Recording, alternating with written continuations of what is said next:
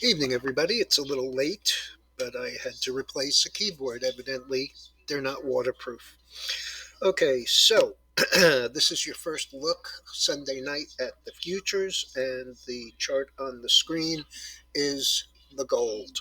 And you'll notice in my notes tonight, uh, there is a recurring theme on a lot of the charts, and that is that they have pulled back to the point of breakout, and they still look bullish, but they're kind of in a bit of a no man's land. And that's exactly the situation with the gold. We have this great consolidation that we broke out of above 1900. We got all the way up here to 2078, second only to the all time high from actually not last, 2 years ago, August at 2089, 2078 here. We came all the way back down to 1900. Very important point of the breakout, consolidating between the breakout and the all time high. Tonight we are barely changed. We're down $3.90.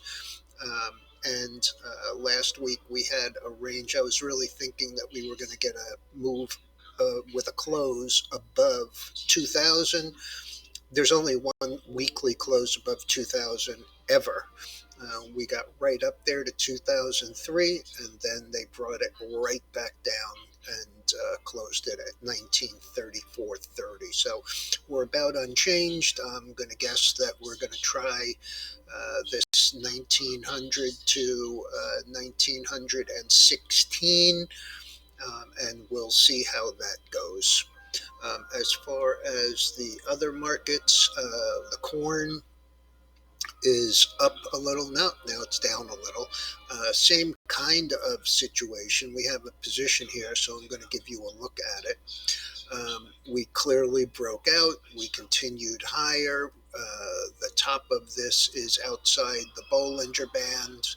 On the upside, same thing with the daily.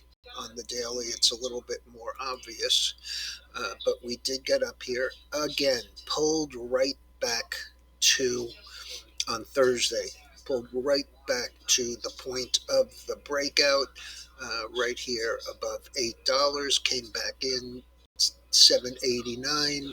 Tonight it's basically unchanged to up a down, up a penny, down a penny, and I think that this market is still going higher. The silver is about the same as the gold. Oil is down.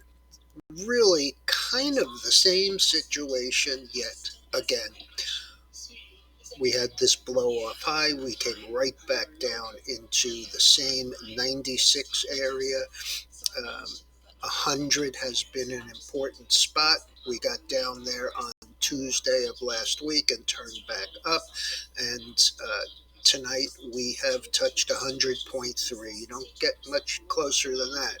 More importantly, again, this area was the consolidation between 90 and about 95, where we broke out and went in basically 6 days from 95 all the way up to 130. We've come right back down there again, down here to 92 and a half, down here to 92, 93, and now we are in that 100 range.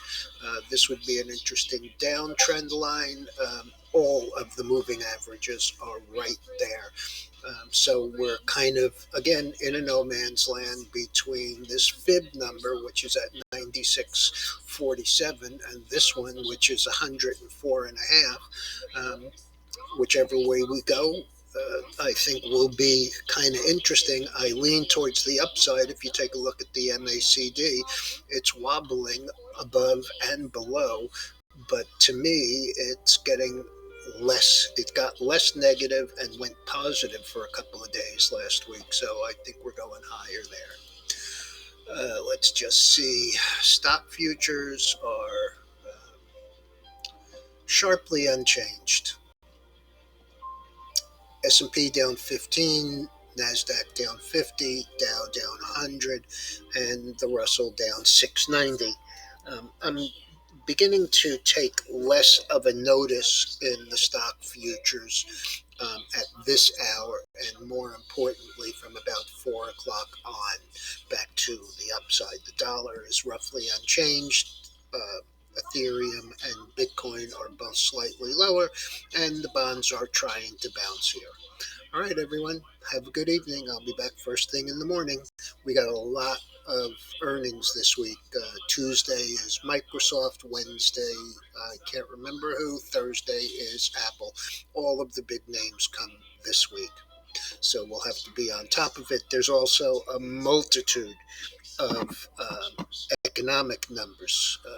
First quarter GDP, um, CPI, import export, um, personal income and spending. A lot of stuff to look. You'll see it's all listed towards the back of tonight's